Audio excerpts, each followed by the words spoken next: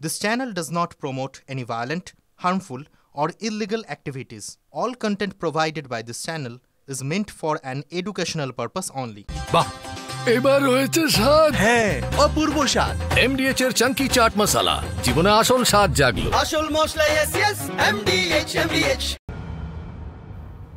নমস্কার, দেখছেন TV9 বাংলা, আপনাদের সঙ্গে রয়েছি আমি তন্নিষ্ঠা। শুরু করছি হটস্পট। আর হটস্পট মানে আপনারা জানেন বেশ কিছু গুরুত্বপূর্ণ ইস্যু বাছাই করা আপনাদের জন্য, যে খবরের ডিটেলস আপডেট দেবো আপনাদেরকে, এবং তার পাশাপাশি আরও বেশ কিছু গুরুত্বপূর্ণ খবর রয়েছে যে খবরে আমাদের নজর থাকছে। তবে চলুন শুরুতেই একদম আপনাদেরকে দেখিয়ে রাখি আজ ঠিক কোন কোন খবর, কোন কোন ইস্যুগুলোতে ফার্স্টে আমরা ফোকাস করছি। একদম প্রথমেই হটস্পটে যে খবরে নজর আজকে প্রথম যে খবরে নজর তা হচ্ছে, আপনাকে জানিয়ে রাখি জীবন জিজ্ঞাসা। কেন এই ইস্যুতে নজর রাখছি ডিটেলসে আসবো। তার পাশাপাশি যে খবরে নজর থাকছে আমাদের এসআইআর-এ উভয় সংকট। কেন বলছি জানাবো আপনাদেরকে ডিটেলসে। এর পাশাপাশি থার্ড যে ইস্যুর দিকে নজর থাকছে তা হচ্ছে সিভিকও পড়ে যায়, কেন কিভাবে সমস্তটা ডিটেলস দেবো আপনাদেরকে। তবে তার পাশাপাশি এই মুহূর্তে আরও একটা বড় খবর, যে খবরে সকলের নজর রয়েছে, সেই খবরে এই মুহূর্তে নজর রাখতে হচ্ছে, তা হচ্ছে একটা তালিকা। এই তালিকা যে সে তালিকা নয়, বারবার তালিকা প্রকাশ করতে গিয়েও পিছিয়ে আসছে যে এসএসসি।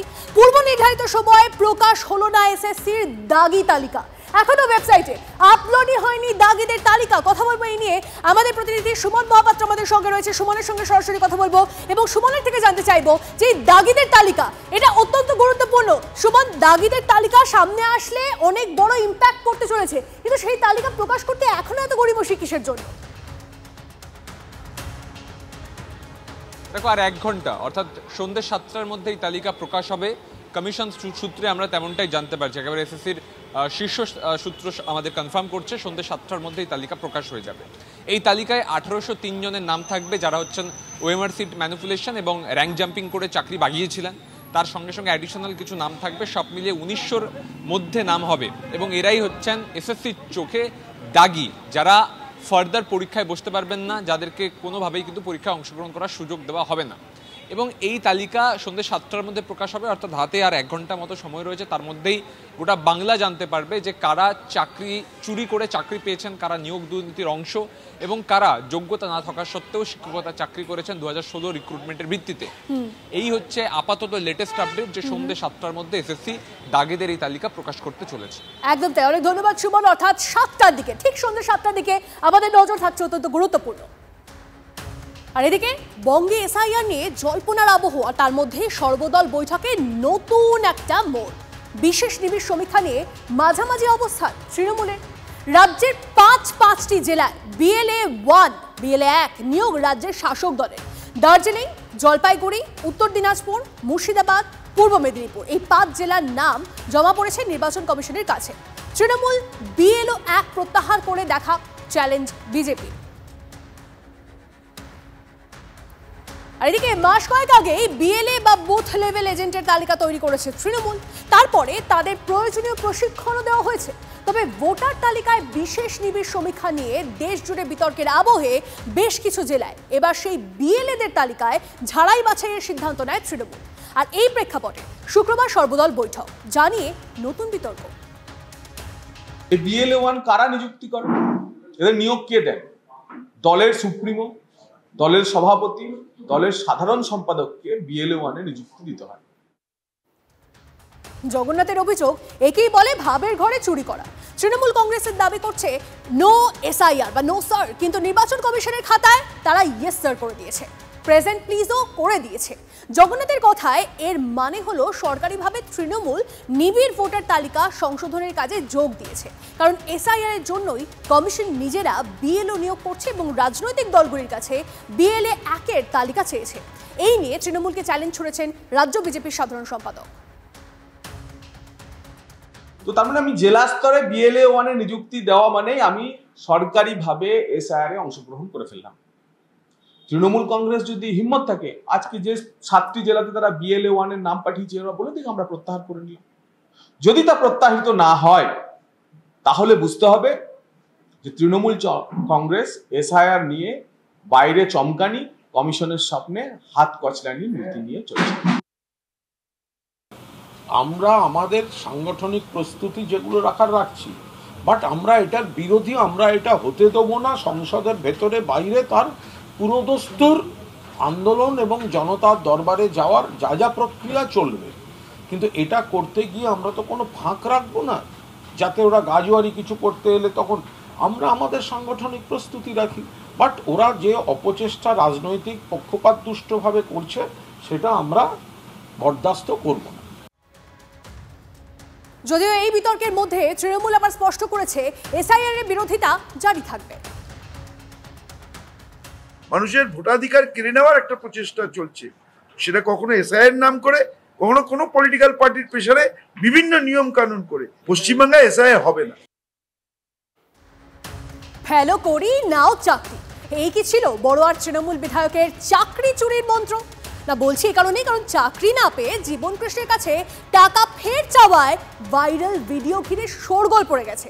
সোফায় বসে বড়ুয়ার তৃণমূল বিধায়কের ভাইরাল একটা ভিডিও, হ্যাঁ সেই ভাইরাল ভিডিওয়ে জীবন কৃষ্ণের কাছে টাকা ফেরতের অনুরোধ উল্টো দিকে বসা ব্যক্তি। 4 লাখের মধ্যে অন্তত 2 লাখ টাকা ফেরত দিন, বড়ুয়ার বিধায়কের কাছে দাবি ওই ব্যক্তি। টাকা কোথায় পাবো? আমার ঘরে এসে খুঁজে দেখে নাও, যখন বলবো তখন এসো বলতে শোনা যাচ্ছে জীবনকৃষ্ণ সাহাকে। জীবনকৃষ্ণের দ্বিতীয়বার গ্রেপ্তারের আবহে এই ভাইরাল ভিডিও ঘিরে শোরগোল। যদিও এই ভিডিও সত্যতা যাচাই করেনি TV9 বাংলা।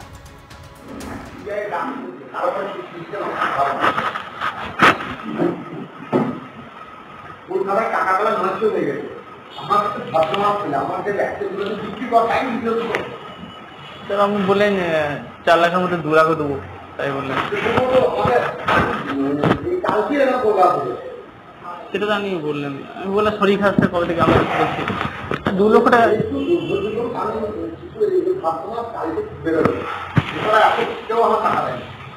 4 লাখের মধ্যে 2 লাখ দেন অন্তত আপাতত। 2 লাখ টাকা দেন প্লিজ, প্লিজ স্যার। আমি স্যার আপনার এই যে ভাইরাল হলো একটা ভিডিও, এই ভাইরাল হওয়া ভিডিও নিয়ে কি ব্যাখ্যা ধৃত তৃণমূল বিধায়কের শুনুন। ভিডিও সামনে এসছে, টাকা চাইছে ক্যান্ডিডেট জীবনদা। পুরনো সব বাজে ভিডিও, পুরনো সব বাজে ভিডিও, পুরনো সব বাজে ভিডিও খামছে তো আপনার কাছে। ভিডিও সামনে এসছে, টাকা চাইছে ক্যান্ডিডেট জীবনদা। পুরনো সব বাজে ভিডিও, পুরনো সব বাজে ভিডিও, পুরনো সব বাজে ভিডিও খামছে তো আপনার কাছে। ভাইরাল ভিডিও নিয়ে শাসক দলের উদ্দেশ্যে তীব্র কটাক্ষ ছুড়ে দিয়েছে বিরোধীরা। কোর্ট লকআপে কান্না, কোর্ট লকআপে প্রিজন ভ্যানে পুলিশের হুক্কা হওয়া শব্দ, এসব আমরা গত 13 বছর 14 বছরে অনেক দেখেছি। তদন্ত সঠিক পথে চলছে, আর্থিক অপরাধ সংক্রান্ত তদন্ত যেভাবে হওয়া দরকার হচ্ছে, এবং আমার ধারণা দুর্নীতির সিংহদুয়ারে এজেন্সিগুলি পৌঁছায়। হয়তো আশায় গিয়েছিল, কি কারণে গেছিল জানি না। যে নিয়েছে সেও যেমন দোষী, যে দিয়েছে সেও তেমন দোষী। টাকা দেওয়া অপরাধ, নেওয়া অপরাধ, দুটোই অসৎ পথ। অতএব তাই তাকেও টাকা চাইতে হবে, আর জীবন কৃষ্ণ সাহাকে ওই যন্ত্রণা ভোগ করতে হবে। পরিণাম কি হবে আমি জানি না। মাস গেলে অ্যাকাউন্টে আসে 11,000 টাকা। এই টাকায় আজকের দিনে 4-5 জনের সংসার চলে কি? বাধ্য হয়ে মালদার চাঁচলে অভাবী সিভিক ভলেন্টিয়ার ছুটেছিলেন কর্ণাটকে। ছিলেন সিভিক, হয়ে গেলেন পরিযায়ী। পরে ঘরে ফিরে আবার সিভিকের ডিউটি শুরু করেন, কিন্তু 11,000-এ পেট ভরে না। জীবন থেকে ছুটি নিয়ে নিলেন সেই গরিব সিভিক। বাংলা বলার ভিন রাজ্যে বাংলাদেশি সন্দেহে হেনস্থার অভিযোগ বারবার উঠেছে। যেসব বিজেপি শাসিত রাজ্যে পরিযায়ী শ্রমিকরা আক্রান্ত হয়েছেন তাদের বাংলায় ফিরে আসার ডাক দিয়েছেন মুখ্যমন্ত্রী। যারা ফিরে আসবেন এককালীন ভ্রমণ সহায়তা সহ আমরা 5,000 টাকা দেব, মানে 1 বছর। আর এই প্রেক্ষাপটে মালদার চাঁচলে সিভিক ভলেন্টিয়ারের অস্বাভাবিক মৃত্যু। পরিযায়ী সিভিকের গলায় উঠল অভাবের দড়ি। কীভাবে সংসারে পয়সার অভাব, যে যে সে কাজ করছে ওই বেতন হচ্ছে না, ওনার টেনশনে সুসাইড করলো। পরিবারের দাবি, সিভিকের কাজ করে সংসার চালাতে পারছিলেন না মিঠুন সরকার। মাস কয়েক আগে কাজের খোঁজে যান কর্ণাটক, পরে পরিযায়ী শ্রমিক পরিচয়ে ফিরে আসেন চাঁচলে। সিভিকের কাজও শুরু করেন, কিন্তু অনটন যাচ্ছিল না। ঋণ হয়ে গেছিল, ঋণ হয়ে গেছিল। কত টাকা ভাই? প্রায় 3 লাখ। এই বেতনে কাজ করে সংসার চলবে না, সংসার চলবে না। তার জেরেই নাকি আত্মহত্যা করেন পরিযায়ী সিভিক। এবারের বাজেটে সিভিকদের ভাতা 10,000 থেকে বেড়ে 11,000 করা হয়। যে সিভিক ভলেন্টিয়ার মারা গেলেন তার বাজারে নাকি 3 লাখ টাকা দেনা, ছেলে পড়ে উচ্চ মাধ্যমিকে। এই টাকায় কিভাবে পেট চলে প্রশ্ন পরিবারের। ও আত্মঘাতী করার একটাই কারণ, অর্থনৈতিক কারণে ব্রেন মানে একটু কাজ করে ঠিক মতো কারণ করে না, তাই আত্মঘাত। সামান্য ভাতা, কাজের কোনো নিশ্চয়তা নেই। এই পরিস্থিতিতে সিভিক ভলেন্টিয়ার হয়ে গেলেন পরিযায়ী। সিভিকের আর্থিক সুরক্ষা কোথায়? বিরোধীদের তোপে তৃণমূল। মুখ্যমন্ত্রীর কভাতে যদি আপনারা সমস্ত কাজকর্ম ছেড়ে চলে আসেন, তাহলে ঋণের দায়ে কিন্তু একাধিক পরিযায়ী শ্রমিক এবং সিভিক যারা, তারা কিন্তু আত্মহত্যা করতে বাধ্য হবেন। তৃণমূল কংগ্রেস সরকার যে সিভিক ভলেন্টিয়ার হিসেবে যাদেরকে নিয়োগ করেছে, তাদের জীবন ধারণের জন্য যে মিনিমাম রুজির যে ব্যবস্থা করা দরকার, সেই অর্থ তাদেরকে দেওয়া হয় না। সেটা তো প্রমাণ করেছে নিজেই, যে পরিযায়ী শ্রমিক হয়ে থাকতে পারেনি, ওকে ঘুরে আসতে হয়েছে এবং সিভিকের চাকরিটা নিতে হয়েছে, ওই চাকরিটাইও ফেরত পেয়েছে। সিভিক ভলেন্টিয়ারের নিয়োগ পদ্ধতি প্রথম থেকেই প্রশ্নের মুখে। চাঁচলের ঘটনা দেখিয়ে দিল শুধু নিয়োগ নয়, তাদের আর্থিক নিরাপত্তাও বিরাট প্রশ্নচিহ্নের সামনে। মালদা থেকে সুব্রতোষ ভট্টাচার্যের রিপোর্ট, TV9 বাংলা। এসআইআর নিয়ে তথ্য রাজ্য রাজনীতির সরগরম, তখন নির্বাচন কমিশনের নাম করে প্রতারণার অভিযোগ। বর্ধমান থেকে হিমাদ্রি ঘোষ নামে এক ব্যক্তিকে গ্রেপ্তার করল কাটোয়া থানা। তথ্য যাচাইয়ের নাম করে বেশ কয়েকজন কালনা সহ বিভিন্ন এলাকায় বাড়ি বাড়ি গিয়ে তথ্য সংগ্রহ করছিল। নিজেদের জাতীয় নির্বাচন কমিশনের প্রতিনিধি দাবি করে একাধিক ব্যক্তির কাছ থেকে আধার কার্ড, ভোটার কার্ড সহ নানা তথ্য সংগ্রহ করছিল। জাল সরকারি পরিচয়পত্র বানিয়ে এই চক্রটি কাজ করছিল বলে অভিযোগ। ধৃতের কাছ থেকে 2টি ফোন ও ল্যাপটপ বাজেয়াপ্ত করা হয়েছে। কাটোয়া আদালত ধৃতকে 9 দিনের পুলিশ হেফাজতে পাঠিয়েছে। ধৃতের বাবার দাবি, তার ছেলে একটি নির্বাচনী সমীক্ষক সংস্থার হয়ে কাজ করত। তৃণমূলের অভিযোগ, বিজেপি এসআইআর এর জন্য নাম বাদ দিতে এই কাজ করছে, যদিও বিজেপি তৃণমূলের অভিযোগ উড়িয়ে দিয়েছে। বিজেপি 500টার মতো ফেক টিম পাঠিয়েছে, যারা মানুষের বাড়ি বাড়ি ঘুরে ভোটার লিস্ট সংশোধনের নাম করে বা অন্যান্য কাজ পাইয়ে দেওয়ার নাম করে তাদের সমস্ত রকমের নথিপত্র এগুলো চেয়ে নিয়ে নথিভুক্ত করছে। কাটোয়াতেও এরকম 3-4টে টিম এসছে। সেই এলাকার মানুষ তারা বুঝতে পারেন যে এরা আমাদেরকে ঠকাবার জন্য কাজ করছে। পরবর্তী সময় তারা স্বীকার করেছে যে হ্যাঁ, ভারতীয় জনতা পার্টি তাদের এখানে পাঠিয়েছে। তার মূল উদ্দেশ্য হলো তারা পেড ওয়ার্কার, এর মাধ্যমে তারা তথ্যগুলো আগের থেকে দেবে যাতে নির্বাচন কমিশন এদের নামগুলো বাদ দিয়ে দিতে পারে। হটস্পটে আরো অনেক খবর রয়েছে, অনেক গুরুত্বপূর্ণ খবর রয়েছে, তবে ফিরছে একটা ব্রেকের পর। সঙ্গে থাকুন। আর এই মুহূর্তে আরো একটা খবর দিয়ে আপনাদেরকে, গালওয়ান সংঘর্ষের 5 বছর পর চীনে প্রধানমন্ত্রী নরেন্দ্র মোদী। আরো একবার আপনাদেরকে জানিয়ে রাখি, জাপান সফর সেরে বেজিং এ নামছেন নরেন্দ্র মোদী। এসসিও বৈঠকের মধ্যেই দুবার মোদী জিনপিং একান্ত বৈঠকের সম্ভাবনা। বৈঠকের এজেন্ডা নিয়ে জল্পনা চলবে। আমেরিকার সঙ্গে শুল্ক যুদ্ধের মধ্যে এক মঞ্চে আসছেন ভারত, চীন ও রাশিয়ার রাষ্ট্রপ্রধান। এসসিও সামিটের এই মঞ্চ থেকে কি নতুন জোটের ভিত তৈরি হবে? আন্তর্জাতিক জগতের চোখ এখন এসসিওর দিকে।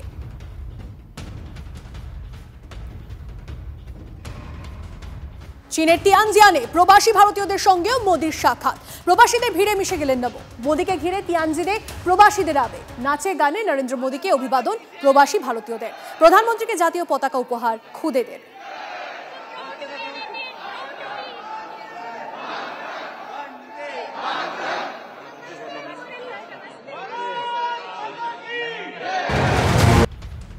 তৃণমূলের কাঁথি সাংগঠনিক জেলার নেতাদের নিয়ে বৈঠক। অভিষেকের বেশিরভাগ আসনেই জিততে হবে, 2-1টা আসন মিস হতে পারে। আর কি বৈঠকে গুরুত্বপূর্ণ তথ্য উঠে আসছে আরো জানবো আমাদের প্রতিনিধি সৌরভের থেকে। সৌরভ। তনিষ্ঠা, আজকে কাঁথি সাংগঠনিক জেলা নিয়ে বৈঠক করেছেন অভিষেক বন্দ্যোপাধ্যায়। এর আগে দার্জিলিং সমতল নিয়েও বৈঠক হয়েছে, সেখানে অভিষেক বন্দ্যোপাধ্যায় শেষ লগ্নে পৌঁছেছিলেন। সবচেয়ে গুরুত্বপূর্ণ কাঁথি সাংগঠনিক জেলা, কারণ সেই জায়গাটা অধিকারী গড় বলে এখনো মানা হয়। শুভেন্দু অধিকারীর নাম সেখানে আছে। সেখানে নেতাদের স্পষ্টভাবে জানিয়ে দিলেন অভিষেক বন্দ্যোপাধ্যায়, 2-1টি মিস হতে পারে, বেশিরভাগ আসনেই জিততে হবে। এই কথা মাথায় রেখে একসঙ্গে লড়ুন। তার কারণ কাঁথিতে বারংবার গোষ্ঠীদ্বন্দ্বকেই দায়ী করা হয় সাংগঠনিক তৃণমূলের ব্যর্থতার, নির্বাচনী ব্যর্থতার কারণে। সে কথা কিন্তু আরো একবার মনে করিয়ে দিলেন অভিষেক বন্দ্যোপাধ্যায়। ধন্যবাদ। আমাদের মধ্যে কোনো গোষ্ঠীদ্বন্দ্ব নেই। আমাদের তৃণমূল কংগ্রেস, আমরা একটা পরিবার। আমরা ঐক্যবদ্ধভাবে রাজনৈতিক ময়দানে নেমে কাজ করি। কি বললেন আজকে? আজকে বার্তা দিলেন যে 26-এর নির্বাচন ঐক্যবদ্ধভাবে কাজ করে দলের পক্ষে আসন জেতাতে হবে, এই লক্ষ্যে সংগঠনকে শক্তিশালী করতে। কোনো সমস্যা নেই, আমাদের মধ্যে কোনো সমস্যা নেই। এখন ছোলা হোক বা বরবটি দানা, সাদা চানা হোক বা কালো, সব রান্নাই হবে অসাধারণ।